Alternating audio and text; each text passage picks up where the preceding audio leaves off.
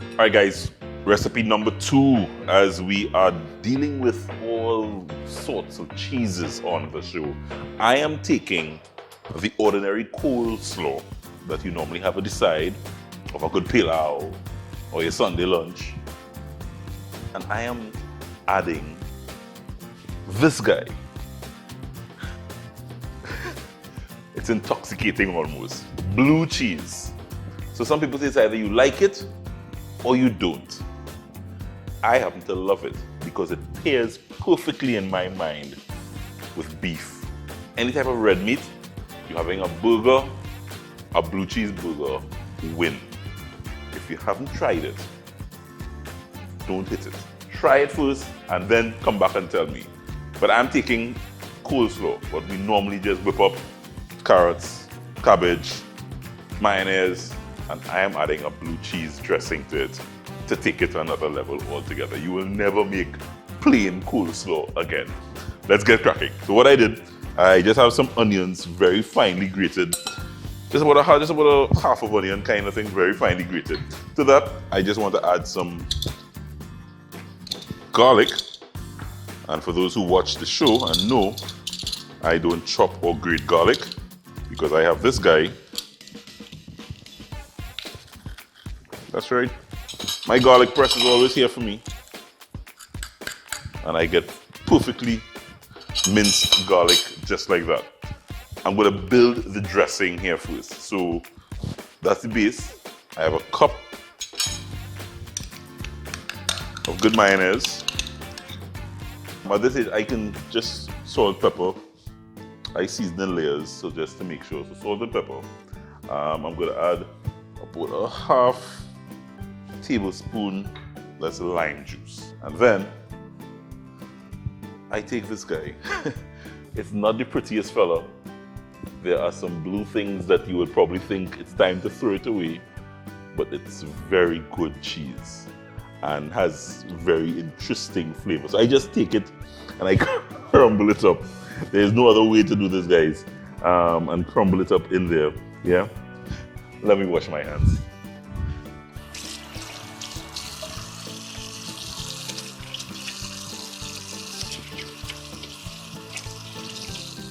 Right. And I just have a fork and I'm gonna just mix all of that together. So the blue cheese, as I said, you would have probably just added some mayonnaise, mustard, however you flavor up your coleslaw. But I really don't need to add anything really much else to this because that blue cheese is so strong, so powerful in flavor. As you say, you know I like big bold flavors. And I just touch more lime juice just because I think I just want the dressing to have that little tart. Mix, mix, mix, and just kind of make sure the blue cheese is incorporated every single place.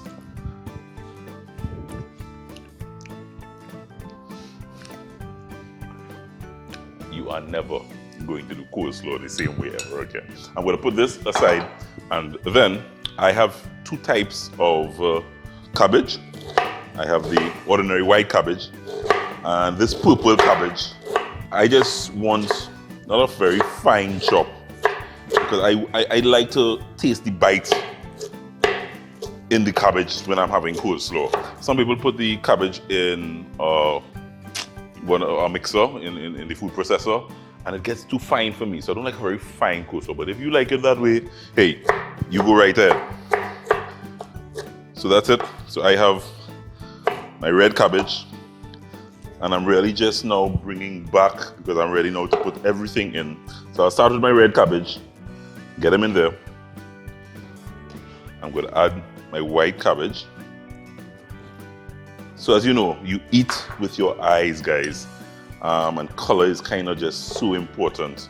So that red cabbage, that nice blending against the white, and guess what? Carrots is good for the eyes.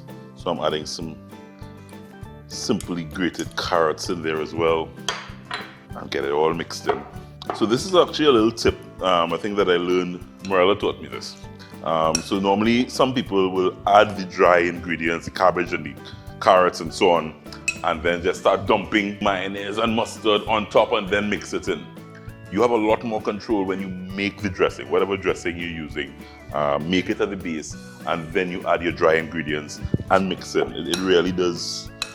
It kind of makes you know, hey, do I need more cabbage? Do I need more carrots? You have a lot more control that way.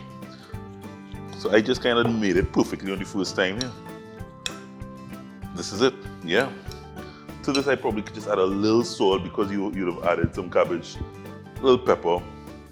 As I said, not much. You really don't need to add much more because the blue cheese is going to kick you in all the right places. Trust me. Guys, and that's it, you know. This blue cheese dressing is a winner. Cheese could be used in so many different ways and to flavor things so many different ways you would not believe. And when I tasted the blue cheese burger, I was in New York, and I tasted a blue cheese burger.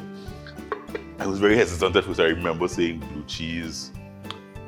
The burger with the blue cheese just goes, it's almost like a perfect marriage. The little tang of the blue cheese, it's tasting like it's off, and then the red meat brings it back, and it does a little dance in your mouth.